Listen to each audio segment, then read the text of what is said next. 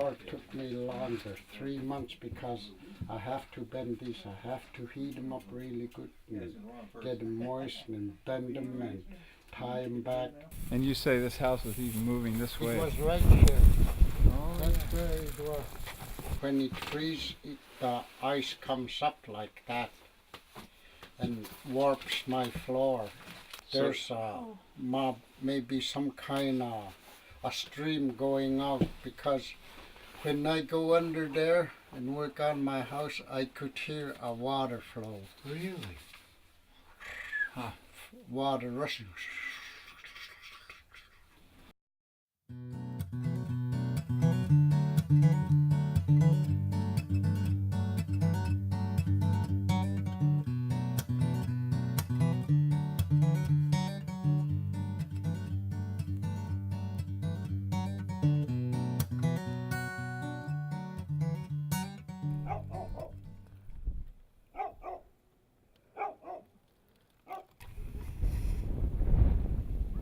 So the whole build retrofit model was chosen because there are a lot of state resources out there that can work with communities to make the energy efficiency improvements, but they're all generally on their own schedule. So this is an attempt to try to bring all the resources together at once at a time in 2008 when oil prices were really, really high and communities were just suffering through the cost of energy. So we recently went back to the village just to assess 5 years later what did work, what didn't work, what can we learn from, especially as we move forward and look at planning for other regions and other communities. The most critical energy issue in Nightmute today? The heating fuel.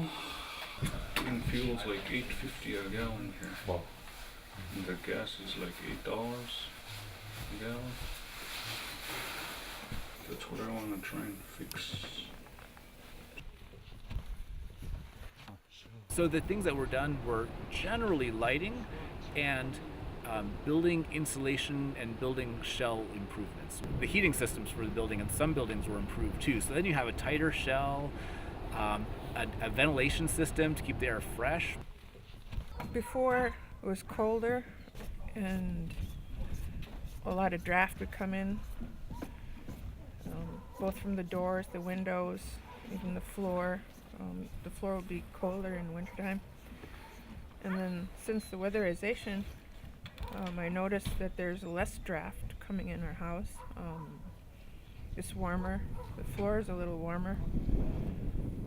And I mean, I'm grateful that the air vents and the air ducts been installed into our home, which makes it more easier for my health and my children's health.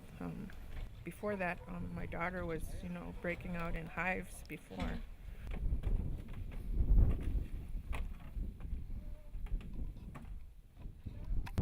And previous to the retrofits, people had to wear bunny boots or sorels inside because the floor was uninsulated, never been insulated. It was built in 1947, and it was falling apart. Literally, the roof was leaking, and it was taking the building out within a few short years. Like before, it was, even though the heat is on, it never gets warm, just the middle. But now, it's good. Did more people start coming to church? It's not that cold anymore. That's great. Those ceiling tiles that you see in office buildings, they were nailed up to the roof trusses, directly to the trusses. There was no vapor barrier, and they were falling down. So it was just a wash of air going through this building. It was kind of like a visqueen shelter in here. So we came back, took that ceiling down, put this plywood ceiling up, and air sealed it.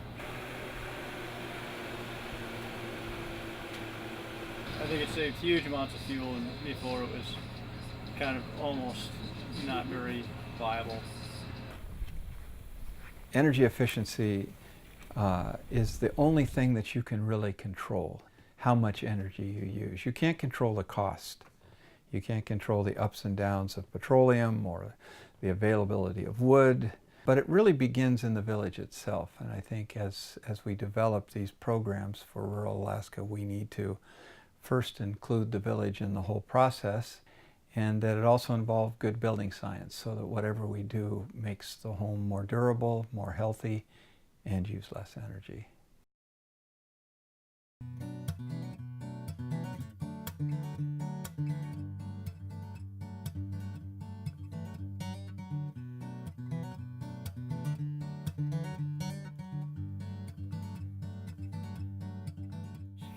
When we're done regular way, we build them, and on the outside would be like a 2x6 or something mounted on the studs, and maybe put like three styrofoams and another layer of plywoods. That would be just like a warm coat for the house. If that house is built like that, during the summer everything would be off. Their toyo stove or boiler, food stove. They'd stack up all their heating fuel. They'd just start paying their bills and getting groceries, clothes for their kids.